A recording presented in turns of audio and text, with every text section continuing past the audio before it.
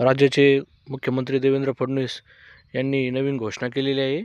महात्मा फुले जन आरोग्य योजनाचा नवीन जी.आर. आलेला असून आता रेशन कार्डची गरज नसणार आहे आणि त्या बाबतीत 5 लाखापर्यंत मदत रुग्णांना केली जाणार आहे.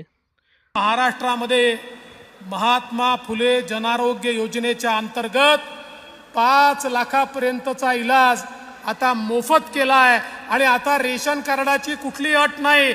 आता महाराष्ट्रातल्या 12 कोटी लोकांना 5 लाखापर्यंतचा इलाज मोफत आहे.